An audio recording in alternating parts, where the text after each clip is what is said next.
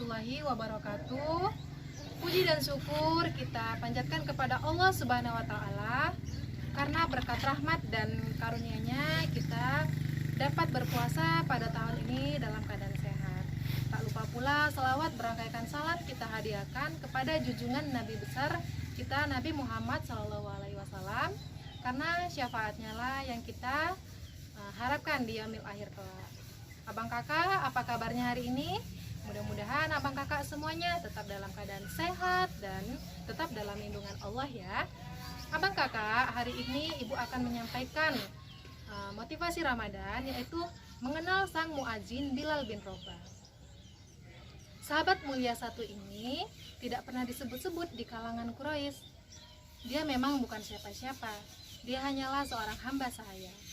Namun kekuatan iman dan ketegarannya dalam menghadapi sebuah tantangan, ia melaluinya dengan ketabahannya yang sangat luar biasa. Demi mempertahankan keimanannya kepada Allah dan Rasul-Nya, bahkan ia menjadi teladan dalam mempertahankan akidah. Dialah Bilal bin Rabah. Bilal dilahirkan di Mekah sekitar 43 tahun sebelum Hijriah. Ayahnya bernama Robah dan ibunya bernama Hamamah. Bilal dibesarkan di Mekah sebagai seorang budak milik keluarga Bani Abdudar.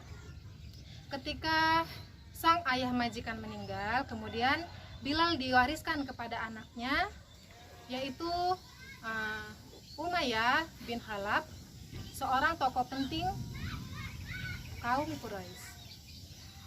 Bilal adalah seorang budak berkulit hitam yang tidak memiliki apa-apa kecuali taat kepada perintah tuannya.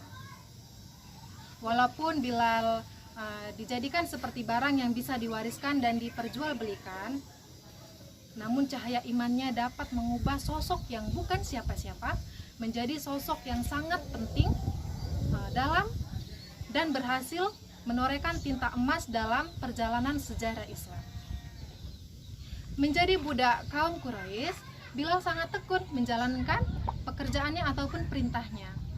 Suatu hari, Bilal bertemu dengan Nabi Muhammad SAW. Bilal dapat pelajaran tentang Islam ataupun penjelasan tentang agama Islam. Kemudian tanpa ragu-ragu, Bilal pun memeluk agama Islam. Pada saat itu, Bilal adalah merupakan segelintir orang Mekah yang beriman kepada Allah dan Rasul-Nya. Penyiksaan besar-besaran pun terjadi pada para budak dan kaum muslimin strata rendah, termasuk Bilal bin Rabah, agar mereka semua mau kembali kepada kepercayaan mereka, yaitu menyembah berhala. Bilal mendapatkan penyiksaan, penganiayaan yang sangat amat besar. Namun ia tetap tabah dan kuat serta tegar dan tetap teguh pada kepercayaannya, yaitu beriman kepada Allah Subhanahu wa Ta'ala dan para Rasul-Nya.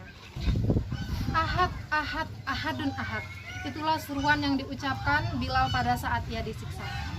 Kemudian Bilal dibeli oleh Abu Bakar As-Siddiq radhiyallahu an sebesar 9 uqiyah emas. Kemudian Bilal pun hijrah ke Madinah bersama kaum muslimin lainnya.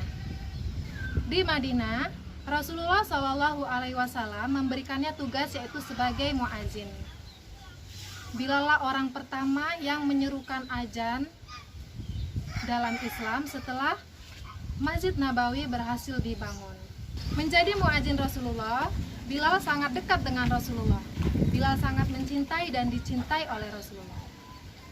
Rasulullah mengatakan, "Bilal, apa yang sebenarnya kamu harapkan pada dirimu?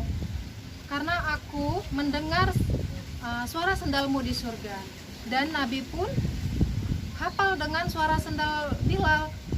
Kemudian Bilal mengatakan, "Ya Rasulullah, sesungguhnya aku ini adalah seseorang yang jika aku berwuduk dan melaksanakan sholat 2 rakaat, itu adalah bentuk rasa syukurku bahwasanya aku bisa bersuci."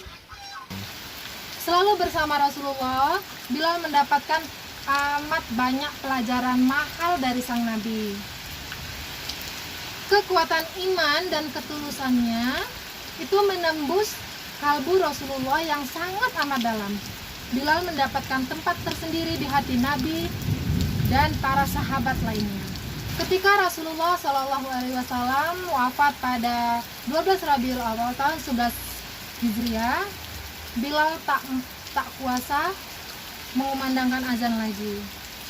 Pada saat ketika ia menyerukan azan dan sampai pada kata asyhadu anna Muhammadar Rasulullah, Bilal menangis sejadi-jadinya. Pada saat itu ia tak mau lagi menjadi muadzin. Ia meminta izin kepada Abu Bakar agar ia tidak menjadi muadzin lagi. Dan ia juga meminta izin untuk turut berjihad ke Syam. Akhirnya Bilal menetap di Damaskus hingga wafatnya. Dan kini Bilal pun sudah bertemu dengan sang kekasih di alam yang abadi. Sekian yang bisa Ibu sampaikan. Mudah-mudahan apa yang Ibu sampaikan kita dapat mengambil pelajaran dan hikmahnya dan bermanfaat bagi kita semua. Ibu akhiri dengan salam. Billahi taufiq wal hidayah. Wassalamualaikum warahmatullahi wabarakatuh.